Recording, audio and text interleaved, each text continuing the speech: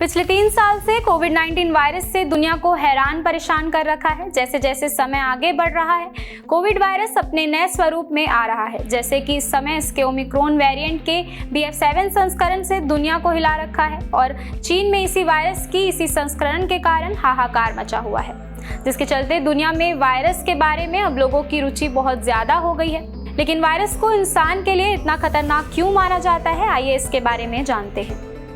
नमस्कार, मेरा नाम है शिवानी और आप देख रहे हैं स्वरमय टाइम्स का विशेष। लैटिन भाषा में वायरस शब्द का अर्थ होता है विष और 19वीं शताब्दी में शुरुआती समय में इस शब्द का प्रयोग ऐसे किसी भी पदार्थ के लिए किया जाता था जो ऐसे रोग पैदा करे जिनका इलाज असंभव हो।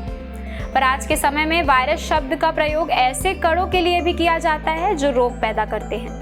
वायरस एक विशेष तरह के सूक्ष्मजीव होते हैं जो कई तरह के स्वरूपों में पाए जाते हैं। कुछ गोलाकार होते हैं तो कुछ छड़ी के आकार में, तो कुछ मिनी रोबोट की तरह दिखते हैं। फिर भी सभी प्रकार के वायरस में एक बात समान होती है कि वे वायरल जीनोम या किसी DNA या RNA का हिस्सा होते हैं जो एक प्रोटीन की परत से ढके हुए रहते हैं और ये अपने सभी काम के लिए होस्ट पर निर्भर रहते हैं। हालांकि आमतौर पर वायरस केवल 20 से 400 नैनोमीटर तक होते हैं, पर ये इन्फ्लुएंजा, चिकन पॉक्स और आम सर्दी जैसे कई खतरनाक रोगों का कारण भी बनते हैं। ये बस छोटी सी जेनेटिक जानकारी का टुकड़ा होते हैं जो कि न्यूक्लियोकैप्सिड प्रोटीन से कवर्ड होते हैं। ये उनकी रक्षा करते हैं और इसी के साथ इनमें रिसेप्टर्स होते हैं जो कि संक्रमित शरीर की कोशिकाओं से चिपकने का काम करते हैं। वायरस की खास बात यह होती है कि उन्हें जिंदा या सक्रिय तौर पर जिंदा रहने और पनपने के लिए होस्ट सेल यानी पोषक कोशिका की ज़रूरत होती है, जिस पर वे खुद को मल्टीप्लाई करने के लिए भी निर्भर होते हैं।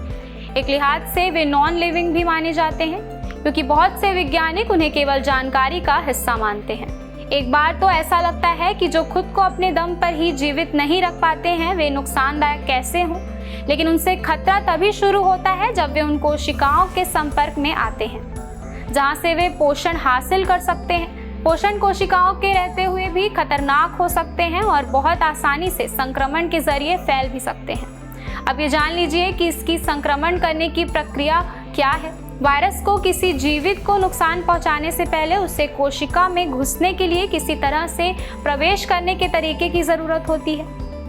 उनके आवरण में प्रोटीन में पाए जाने वाले रिसेप्टर्स के जरिए वायरस कोशिका से जुड़ पाता है।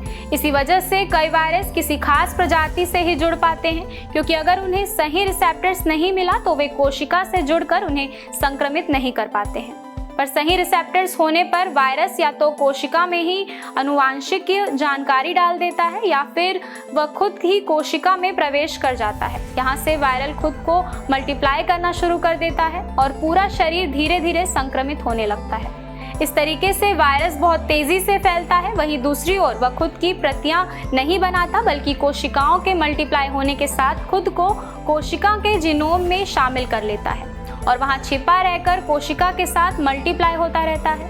यह प्रोसेस थोड़ी स्लो होती है लेकिन उतनी ही समस्या पैदा करती है। वायरस संक्रमण अक्सर किसी दवाई से ठीक नहीं होता है। उन्हें किसी दवा से खत्म करना बहुत मुश्किल होता है। असल में वो हमारे शरीर का इम्यूनिटी सिस्टम ही खत्म कर देता है। इसे हमने कोविड-19 महामारी के दौरान देखा है कि जिन संक्रमित लोगों की जानें गई थी वे वायरस से नहीं बल्कि दूसरी बीमारी से ना लड़ पाने की वजह से गई थी।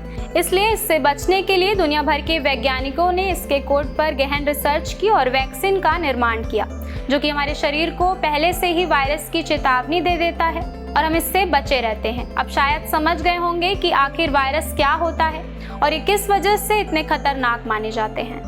ऐसी और भी जानकारी के लिए जुड़े रहिए हमारे साथ स्वरमय टाइम्स में। आप देख रहे थे स्वरमय टाइम्स का विशेष। इसी के साथ हमारे चैनल को लाइक, शेयर, सब्सक्राइब करना ना भूलें।